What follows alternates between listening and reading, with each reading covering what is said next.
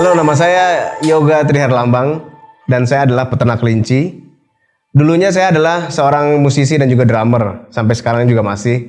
Namun sepanjang pandemi ini akhirnya saya berkembang menjadi seorang peternak dan saya bergabung dalam program Petani Milenial.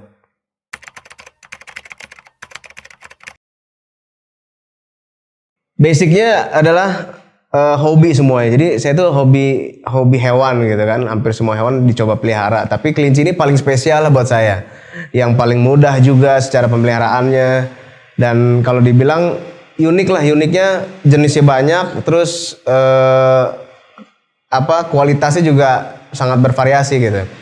Nah, saya tuh mulai hobi kelinci ini sebenarnya udah lama sekali. Sebenarnya dari 2002 udah mulai miara secara hobi gitu kan. Mulai beli berapa jenis gitu kan. Sampai 2004 itu akhirnya lebih fokus lah untuk mendalami satu jenis yang saya senengin, itu adalah Nederland ini, kelinci mini. Dan berkembang sampai sekarang, artinya kita pelihara dan berternak secara rumahan lah awalnya. Cuman di saat pandemi akhirnya saya lebih memutuskan untuk bisa ngembangin jenis kelinci ini dan juga kelinci yang lainnya dan menjadikan satu objek untuk bisnis lah gitu ya. Akhirnya alhamdulillah berkembang sampai sekarang gitu. Karena basicnya hobi, jadi sebenarnya saya tuh nggak yang majority buat jualan gitu. Jadi semuanya tuh karena pelihara aja. Cuman kan kalau kita ternak secara hobi dan pelihara, makin lama kan makin banyak. Karena dia makin banyak, kita harus seleksi dong, mana yang mau kita keep atau kita jual gitu kan. Artinya saya prioritaskan mana yang saya simpan, yang nggak saya simpan akhirnya saya jual.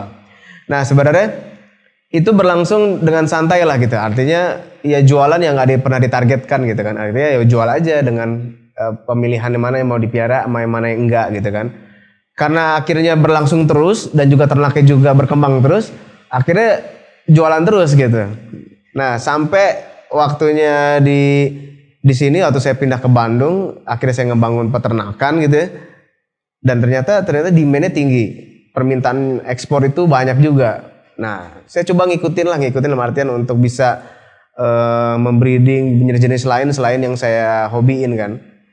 Nggak taunya permintaannya makin tinggi dan akhirnya saya ngikutin. Dan alhamdulillah kita dapetin project itu dan berlangsung sampai sekarang juga.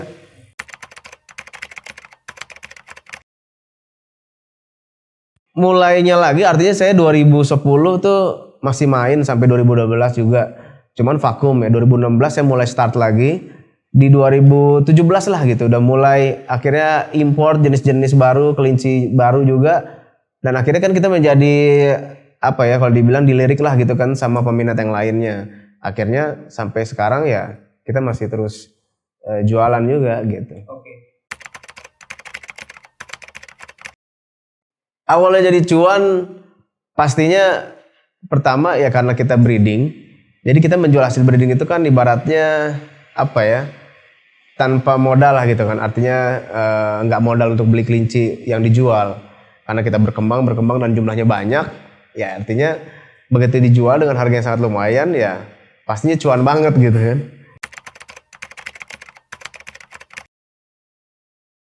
Oke, kalau kelinci yang diternakin di sini tuh spesifik. Sebenarnya saya tuh lebih spesialis hobinya tuh Nederland Dwarf. Kelinci mini nih kayak yang di samping nih, ini namanya Nederland Dwarf nih. Gitu. Tapi karena berkembang secara permintaan ekspor juga banyak dan juga permintaan pehobi yang lainnya juga banyak, artinya saya mulai mengembangin jenis lain. Nah, yang lain ini adalah jenis-jenis kelinci yang super big lah gitu ya, ibaratnya giant. Nah, salah satunya yang paling saya progres adalah jenis Transylvanian Giant. Dan ini adalah varietas yang paling langka kalau dibilang. Artinya belum banyak orang punya yang untuk bisa breeding ini gitu. Dan jumlah kita lumayan cukup banyak sekali di sini. Dan yang kedua ada German Giant. Yang ketiga ada juga Checkered Giant. Checkered Giant tuh kelinci giant juga tapi dengan warna yang spesifik, yaitu dia punya belang hitam putih gitu. Terus yang keempat ini adalah yang terbaru adalah namanya French Lop. Nah itu dia kelinci dengan bobot 5-6 kilo tapi modelnya kayak kelinci Holland Lop yang kupingnya turun ke bawah tuh. Jadi beberapa jenis tadi itu adalah sekarang jenis-jenis yang memang kita spesifik breeding lah. Artinya kita nggak punya jenis lain, kita fokus di breed yang tadi aja. Oke, perbedaannya gini, kalau secara jenis adalah kelinci hias itu kan memang yang dilihat adalah hiasnya. Tapi kalau kelinci yang besar itu ataupun mid adalah kelinci yang dilihat dari bobotnya. Semakin besar bobotnya semakin bagus gitu, semakin mahal juga. Tapi kalau kelinci hias dia semakin bentuknya bagus, yaitu kan misalnya ada karakteristiknya, ada kepalanya makin pesek, kupingnya makin pendek, badannya makin kompak, makin mahal gitu. Apalagi kalau dia juga udah juara di beberapa kontes, biasanya harganya cukup super fantastis tuh.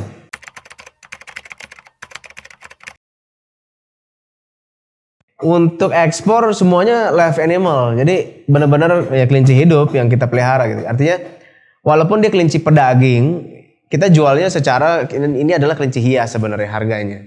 Jadi mereka terima dalam bentuk kualitas yang memang top lah gitu kan. Artinya bukan daging yang dikirim atau kelinci biasa yang bentuknya kurang enak tapi buat dipotong, enggak.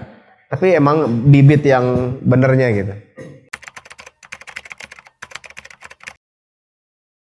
Kalau dari segi unsur daging itu sendiri sama sebenarnya, mau kelinci mini, kelinci pedaging ataupun kelinci raksasa atau giant, semua daging sama. Mereka punya protein yang cukup tinggi ya kan, yang serat yang baik, dan hebatnya kelinci adalah dia memang sangat low fat. Jadi dia emang kelinci yang nggak ada lemaknya kalau dibilang di daging itu. Jadi secara daging sama gitu, tapi cuman bentuknya aja. Jadi ada yang small, medium, sama yang large. Kalau alur produksi itu artinya secara pengembangbiakan tuh kelinci itu kan dia dari masa kawin dia hamil itu adalah 30 hari ya kan. Saya 30 hari. Nah, biasanya mau kelinci pedaging ataupun hias sama. Sapi itu di umur 2 bulan tuh. Jadi kalau untuk pedaging bedanya dia ngejarnya di bobot yang tertentu. Biasanya ditargetkan 3 kilo. Nah, itu kurang lebih di umur 3 sampai 4 bulan lah.